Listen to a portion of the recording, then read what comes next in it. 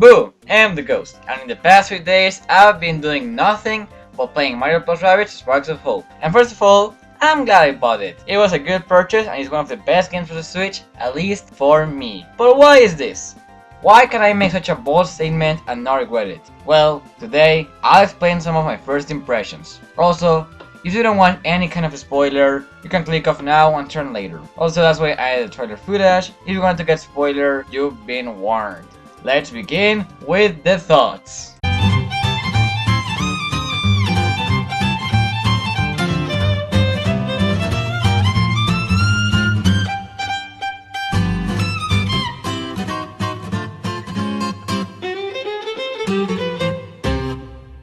The amount of things I have to say, well, there are a lot, but I'll talk about them when I eventually do a complete review of the game. I'll talk about basic mechanics and things like that I noticed, and changes I liked or disliked. That will be all for today. Let's begin with the battle system, because oh boy, is it a whole thing to get into. Now, instead of buying weapons and those weapons having better stats, you have to use the sparks to do different abilities, and in the weapons, when you level up, you do more damage, or you can improve your damage at the skill tree. I won't talk about the skill tree here, it's something I'll leave for much more later, so we will continue with the battle system. The battle system is more in real time. You can move more freely, and instead of thinking ahead, there's room for a lot of experimentation and interesting plays.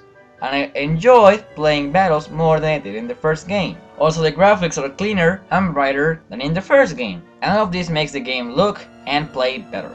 I also like how the enemies have different designs and all the clothes the other rabbits have, but I shouldn't hide this anymore. Let's talk about the voices. In case you didn't know or weren't aware of, every character has now a different voice. Except for the Mario characters, every other character has a voice and a distinct personality, which at first I didn't really like it, but recently I think all the voices fit and the personalities feel fine. It hasn't been that distracting for me. Maybe some people won't like it, but after a while I just found it normal. I'm also glad Mario is gone now. You can take on Mario, which makes strategy more advanced, or in other words, just pick the heavy characters and destroy every character. But that's not actually true. All of the enemies have some abilities that counter some characters. Speaking of that, every character has mostly changed. Either they have new weapons or new abilities. It'll take some time to relearn everything, but after the first planet, you'll be done learning.